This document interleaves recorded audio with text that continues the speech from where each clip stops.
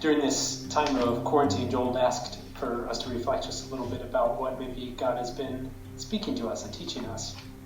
And something that's really been on my mind is the relationship between relationship and work. I always used to say God made us for relationship and for stewardship, for knowing Him and also for doing our work in the world. And I realized in reflecting upon it that I've often put the work part as the most significant and important and made the relationship sort of less important. If you'd asked me, I probably would not have said that, but I realize in my practice and how I felt about it, that's often how it's been.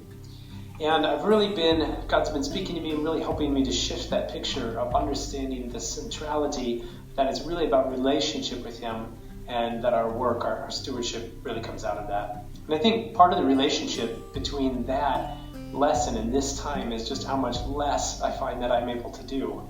And the sorts of things I used to do and used to be involved in have been impossible during this time. And it's been a time of reflection for me to be able to think about those things, and I think God has really helped me to change that picture in my own life.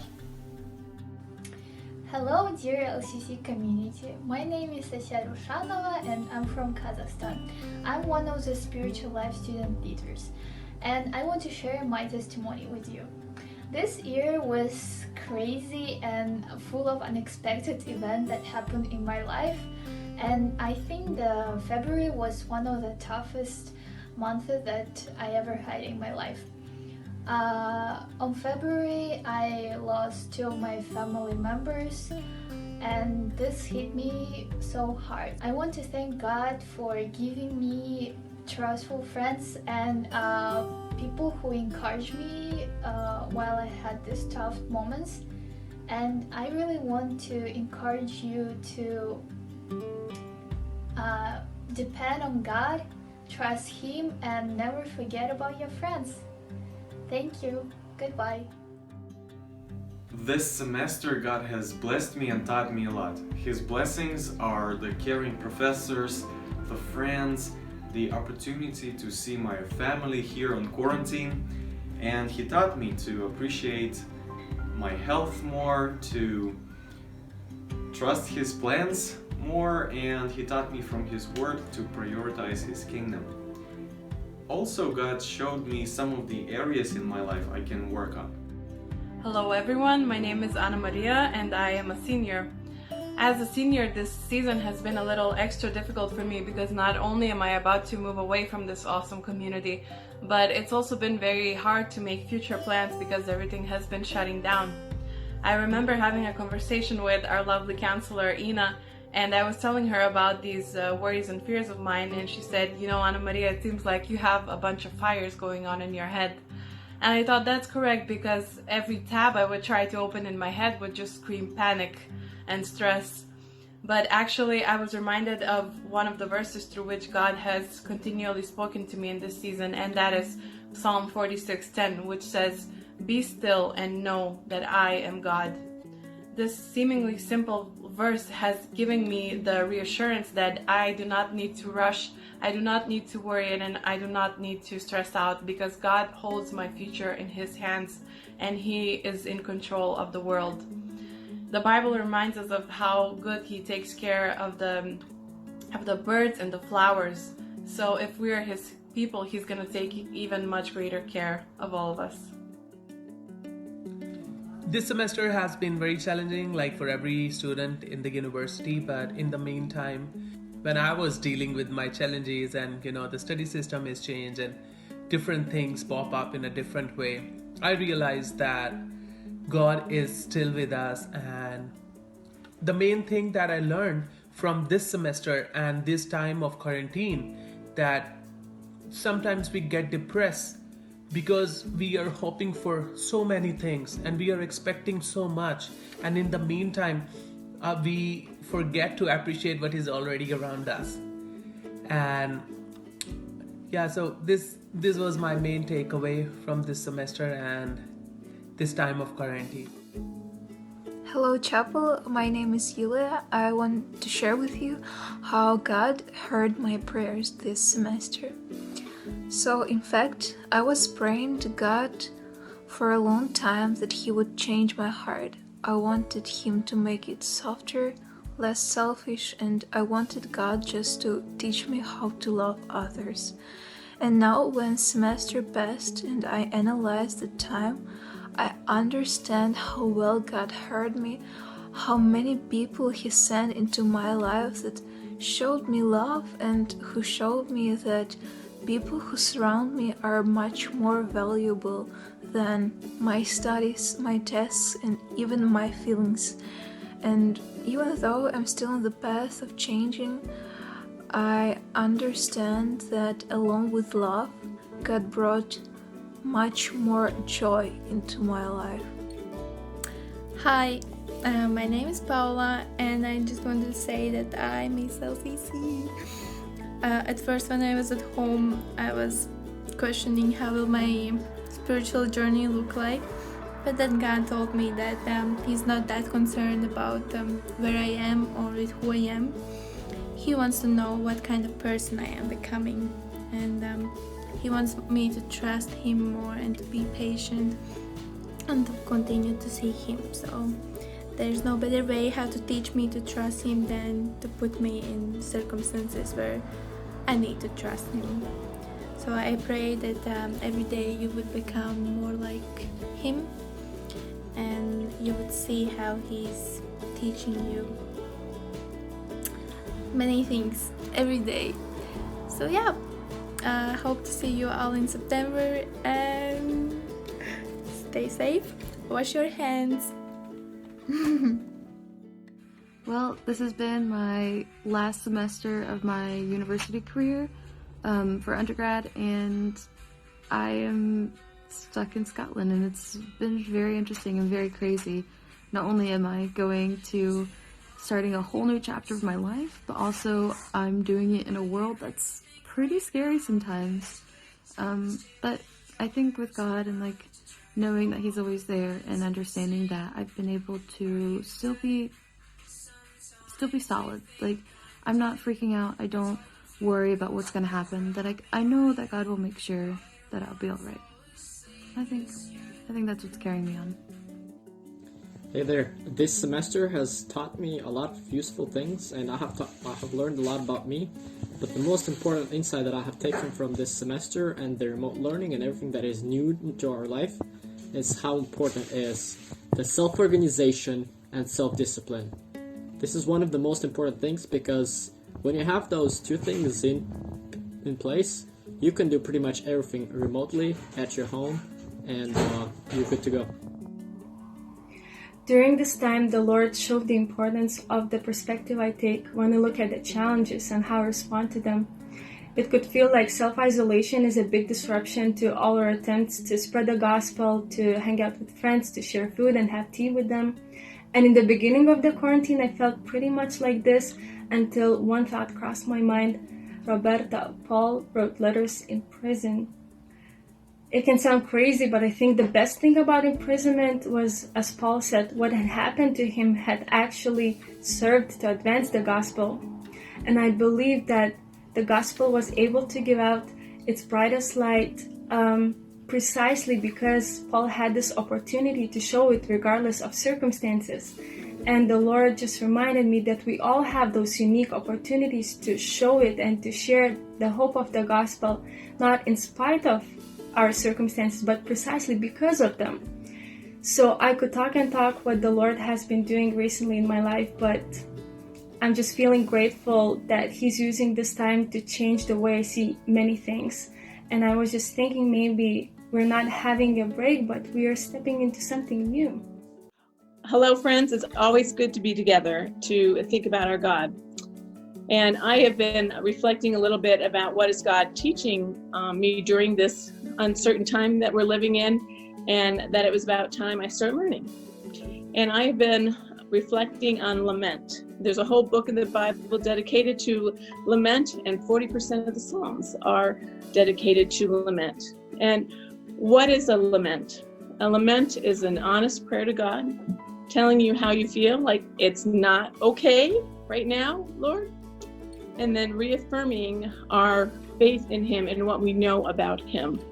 And most laments then lead, hopefully, to praise. And so as I've been reflecting on not being so great, what do I know about God? And I've been in a relationship with God for a long time. And what do I know about him? I know that he is faithful. I know he loves me. I know I am his child. I know he is Emmanuel, God with us. I know he is Jehovah Jireh, my provider. I know I am forgiven. I know all these things about God. And I also know that I need to wait on him. And waiting is hard.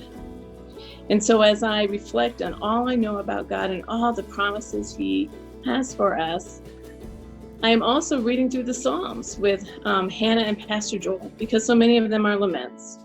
And so the psalm yesterday, Psalm 27, ends with something that I know as well, and something that I want to reaffirm. And that is, it says, I am confident in this. And this is what laments do. We tell God how we feel, but we also know that we're confident. We're going to reaffirm for him. I am confident of this. I will see the goodness of the Lord in the land of the living. Wait for the Lord. Be strong. Take heart. Wait for the Lord. Our God is with us, and we will see you at the beginning of next fall. Miss you. Bye. When the semester came tumbling down, silence in my mind, heart a violent sound.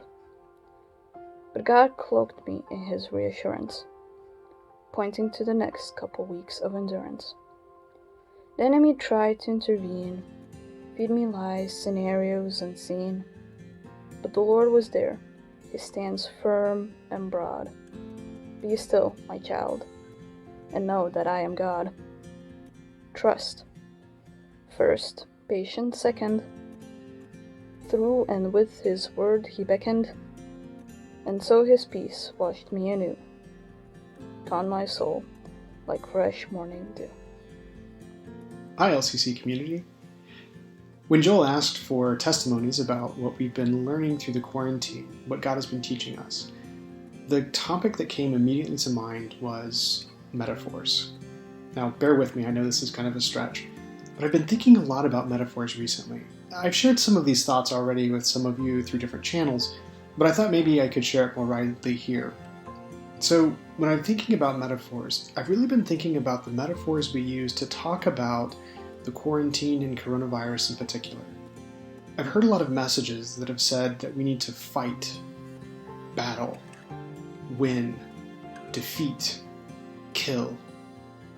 These metaphors of war are really powerful for motivating collective action.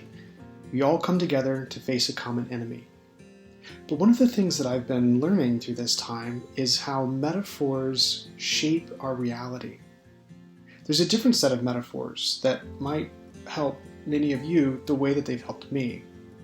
I've begun to think about metaphors of ecology.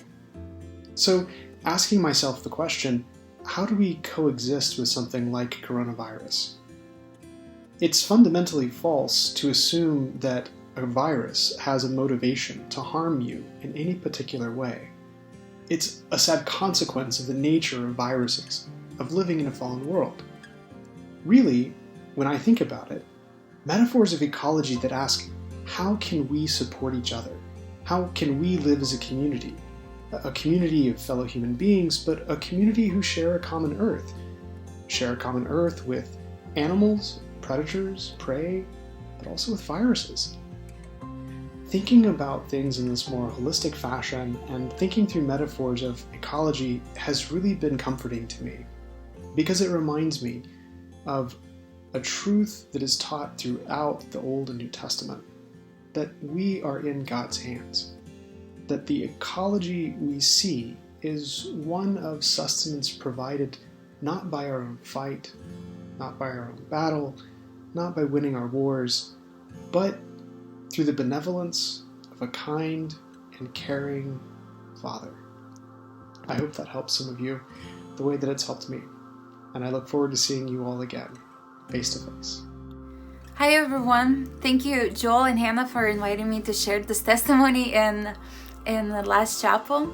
And the one thing that I wanted to share is that if you ask, God does and will bring glory to himself. So right before the spring break, I heard Professor John Milliken share his story about how God brought glory to himself while working in his and his family's life.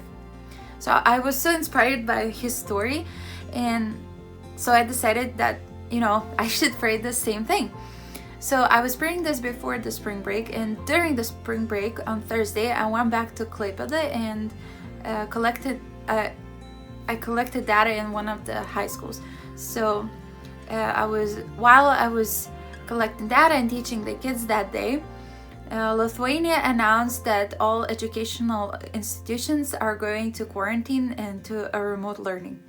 So after I left the high school, I realized that was the last day for me to collect data. And only then I realized that was exactly the place and the time for God to bring glory to himself, because that's what I asked for. Because if it didn't happen that day, I wouldn't have had all my data collected, and I would have needed to change all my most of my methodology for my thesis. So I just wanted to encourage you and hope that this will inspire you to pray the same thing, because it did inspire me. So God uses all opportunity in our lives to bring glory to himself. So stay safe, and if I don't see you around, I hope God will bless you and will keep you healthy. Labas LCC, hello from Boston, USA. During this time I've been reflecting a lot, and I've learned that God has really been teaching me how to cope well with solitude. As an outgoing person, I've realized that I'm mostly productive, positive, and energized when I have people around me. Two things to learn from this. First, that I always should be thankful and grateful for people that I have in my life. And second, that the true source of my joy and my happiness should first and foremost come from our Lord. I have received the best gift, that is at Christ's side for me. This is the greatest joy, that sometimes I just don't think about this because I'm too busy. But now that I'm 24/7 with myself, by myself, I have realized that even when the world has turned upside down, there's still reason to rejoice, because our Christ lives, and this is the best thing that could happen to humanity. Hi. So one of the things I would like to share that God has been doing in my life is teaching me contentment. I think we're all right now in the season of uncertainty because of the virus. All of our plans have kind of shifted, or the things that we've been wanting to do have shifted completely. And I think that for me, that's what God has been really teaching me, is how to find joy in what I'm doing right now, like living in the now. I got kind of sucked into this culture of doing, going, and being productive. But now he's teaching me how to be productive in the stillness, how to be productive when there's really no plans. And that's the hardest thing for me. And I think that's what God is teaching me and has taught me a lot, and is still teaching me right now. So out of all the many things that he's teaching me, this is one of the big things that I would say that God is truly transforming in my life and showing me how important it is to be content in any circumstance and to be content in him. Hi dear LCC community. For those who don't know me, my name is Albina, and for those who know me, I miss you guys very much. And though I like to record videos, I would very much wish that this chapel would happen face to face, just like we had it. What God taught me this time during the quarantine, many things, but one of them is probably that he is enough, that even in the times when everything is changing and everything gets cancelled, he's still faithful and he's still the same. I remember there was a week or just few days when almost all the things that I thought I will have in the end of the semester or during the summer, they were just cancelled, and there was a point where it seemed that there is no hope. But still, in his word, God talks so much how his promises remain even though everything else fails. So that's what he's teaching me still.